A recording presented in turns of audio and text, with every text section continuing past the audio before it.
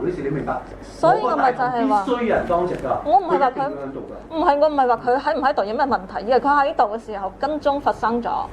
所以我話保安就係跟蹤嘅一部分。侯女士，我做個假設，你當時如果去地下大堂俾人跟蹤截停、不禮貌、受到迫害，任何嘅情況，我同事都喺度嘅，因為佢係喺呢度當值嘅位嚟㗎嘛。因為佢就係其中一部分啊嘛。唔係，因為佢係我哋房屋署同我哋合約規定，佢一定要去到當值㗎嘛。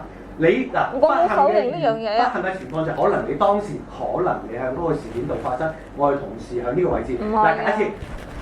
林生，你如果咁樣講咧，其實講唔到落去。我相信黃生絕對知道發生咗咩事，係咪啊，黃生？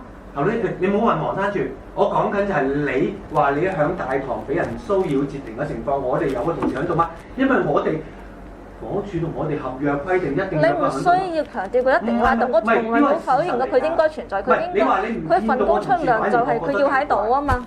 我覺得奇怪，如果唔喺度，因為佢真係要喺度㗎，佢唔喺度咧，就會俾我去有處分嘅動作咯。我唔係話佢喺度有問題嘅，而係佢係參與咗成個同老翁咧去合作，去騷擾另一個住戶呢一個動作啊。侯女士，你有冇一個證據話俾我聽，佢有參與呢個滋擾事件啦？嗱，呢個第一個問題。首先，我個證據咪就係 post 上邊嗰啲咯。你哋有冇睇過幾個 post 啊？post 睇咗就我同事喺度存在緊，唔代表佢有參與呢樣嘢嘅喎。